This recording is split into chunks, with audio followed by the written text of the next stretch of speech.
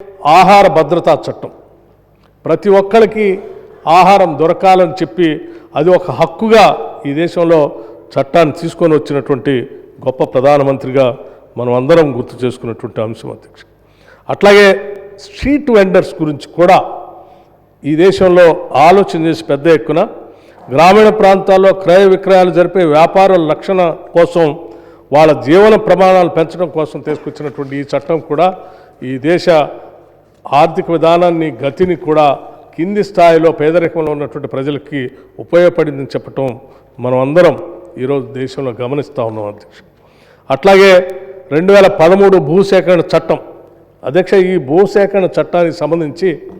మనం ఎక్కడ భూమిపైన ఉన్నటువంటి ఒక ఎమోషనల్ బాండేజ్ని సంబంధించి బాధపడుతున్నటువంటి తరుణంలో దేశ ఆర్థిక అభివృద్ధి జరగాలి, రావాల్సిన పరిశ్రమలు రావాలి, ఇరిగేషన్ ప్రాజెక్టులు రావాలి. అట్లాగే భూమిపైన అనాదిగా హక్కులు పొందినటువంటి వాళ్ళు కూడా నష్టపోకుండా ఉండటం కోసం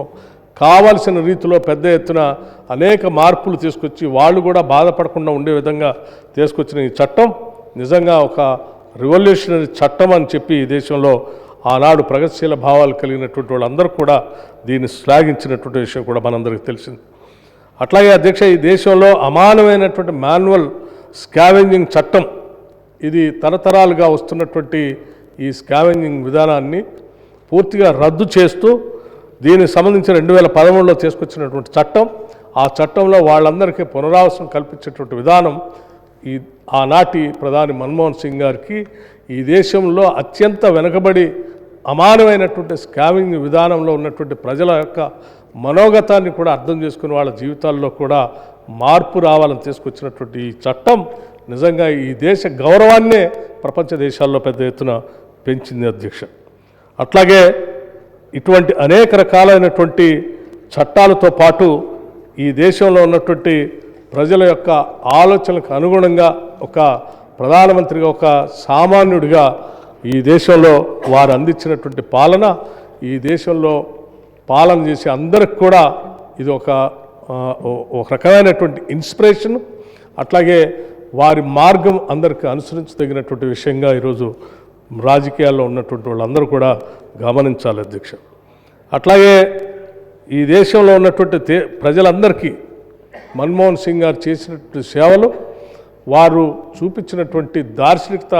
ఎంత గొప్ప విషయమో అదే స్థాయిలో తెలంగాణ ప్రజలు మరీ మర్చిపోకుండా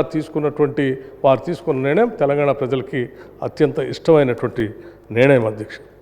దశాబ్దాలుగా తెలంగాణ కోసం కొట్లాడుతున్నటువంటి ఈ ప్రజల యొక్క ఆలోచనలందరినీ నిజం చేయటం కోసం ఆ సభలో సంపూర్ణమైనటువంటి మెజార్టీ లేకపోయినప్పటికీ ఆనాటి యూపీఏ చైర్పర్సన్ గారు సోనియా గాంధీ గారు వారు కలిసి మాట్లాడుకొని మిగతా విపక్షాలందరినీ కూడా ఒప్పించి ఆ చట్టాన్ని రెండు సభల్లో కూడా పాస్ చేపించి తెలంగాణ ప్రజల కళని నిజం చేసినటువంటి ఒక గొప్ప ప్రధాని మన్మోహన్ సింగ్ గారు అధ్యక్ష. వారు చేసినటువంటి సేవను యావత్ తెలంగాణ ప్రజలందరూ కూడా తెలంగాణ రాష్ట్రం ఉన్నంతకాలం గుర్తు చేసుకుంటుందని చెప్పి ఈ సందర్భంగా మీ అందరికీ మనవి చేస్తూ ఉన్నాను అధ్యక్ష. అట్లాగే దేశంలో రైతుల పక్షాన పెద్ద ఎత్తున ఆలోచన చేసి ఈ దేశంలో రైతులు పెట్టుబడి కోసం వారు తీసుకున్నటువంటి రుణాలు భారమై అవి కట్టలేక డెట్ ట్రాప్లో పడుతున్నటువంటి పరిస్థితిని అర్థం చేసుకొని